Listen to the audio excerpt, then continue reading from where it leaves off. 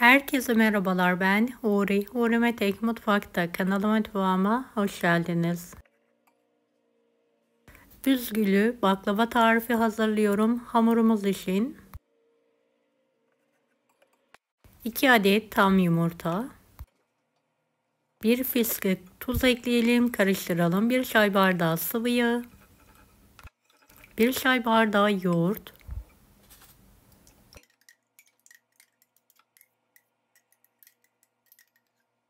1 çay bardağı ılık su,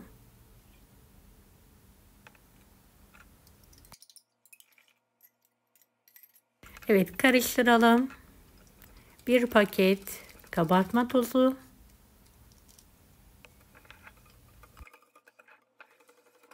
4,5 su bardağı unu azar azar ekleyerek yumuşak, ele yapışmayan bir hamur hazırlayalım.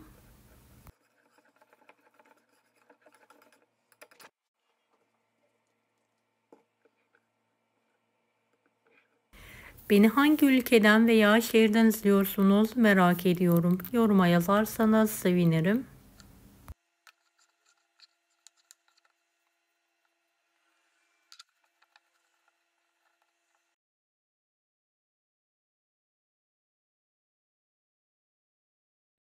Evet, hamuru pürüzsüz olana kadar yoğurdum. Ortadan ikiye kesiyorum.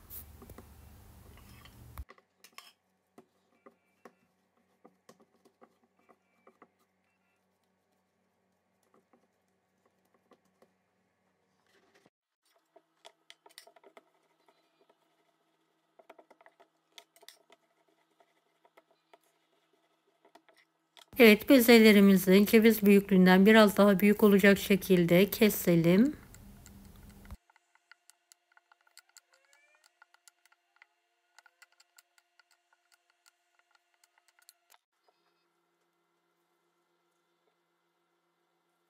Ve yuvarlayalım.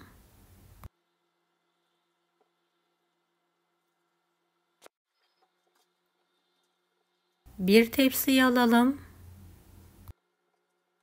Evet, üzerine de un serperek dinlenmeye bırakıyorum. Cevizi biraz iri olacak şekilde çektim ve hazırladım.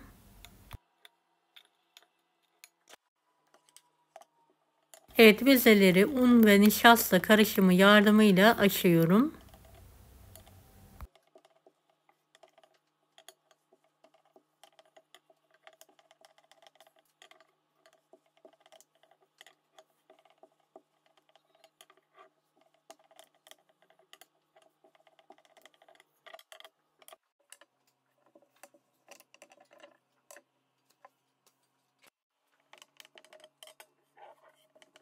Açtığımız bezeyi en son oklavaya dolayalım. İki tarafından ittirerek büzgü yapalım.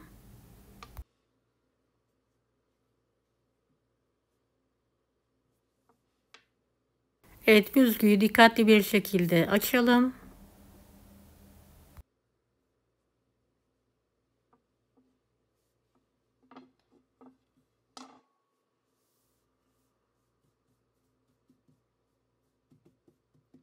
Kenarlarını keserek düzeltelim.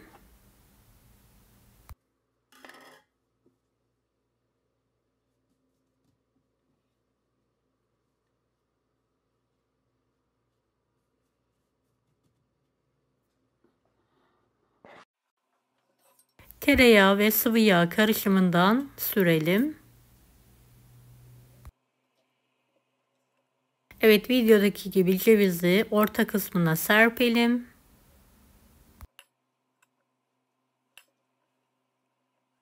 Katlayalım. Evet, katlayarak tekrardan keselim ve hafif bir şekilde büzgü yapalım.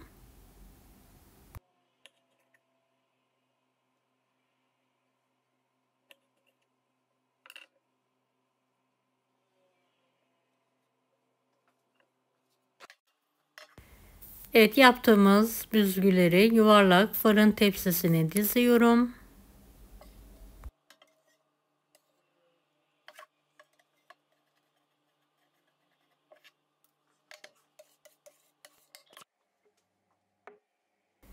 Evet, hepsi dolana kadar aynı işlemi yapmaya devam ediyorum.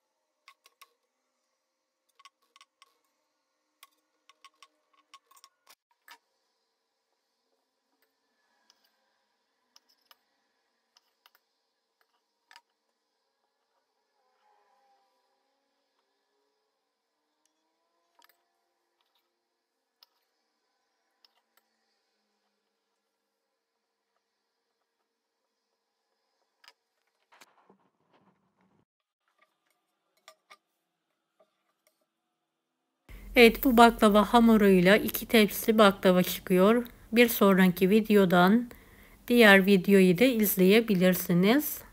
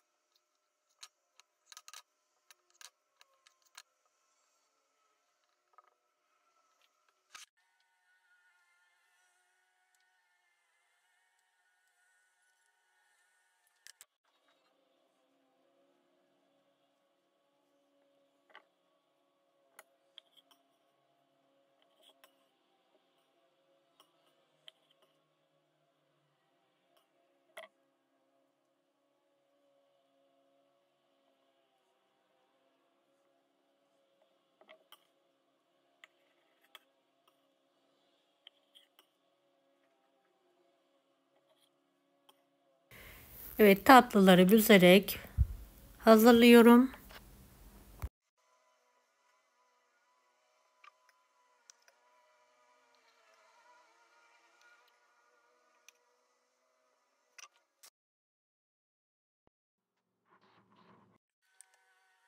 Ve fırın tepsisine diziyorum.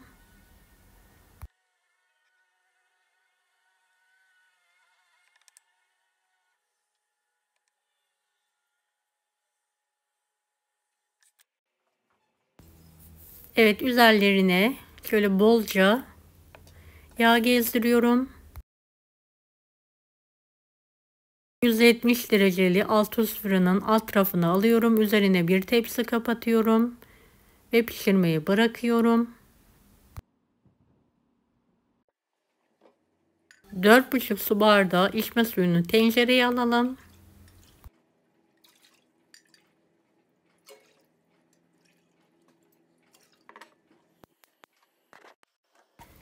Isındıktan sonra 4 su bardağı toz şekeri de ekleyelim. Eriyene kadar karıştıralım.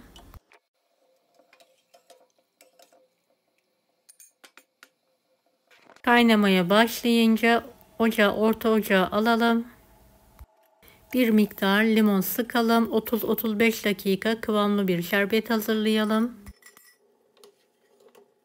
Kıvam alınca bir parça tereyağı ekleyelim.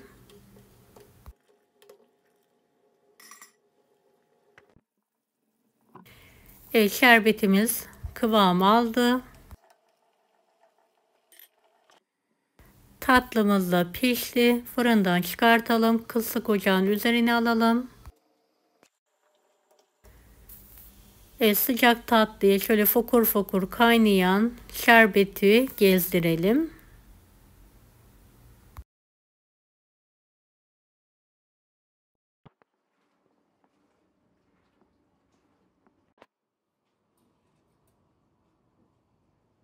Evet, tatlımız soğuduktan sonra ikrama hazırlayabilirsiniz.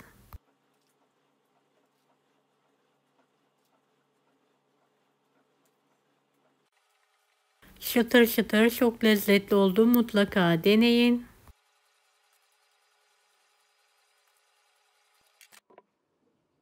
Deneyecek olan herkese şimdiden kolaylıklar dilerim. Kanalıma ücretsiz abone olmayı unutmayın. Allah'a emanet olun. Hoşça kalın.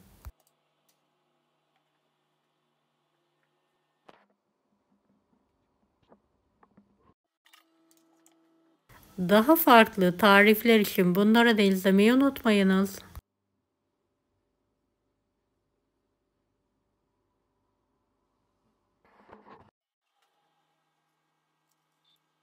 Kolay gelsin herkese.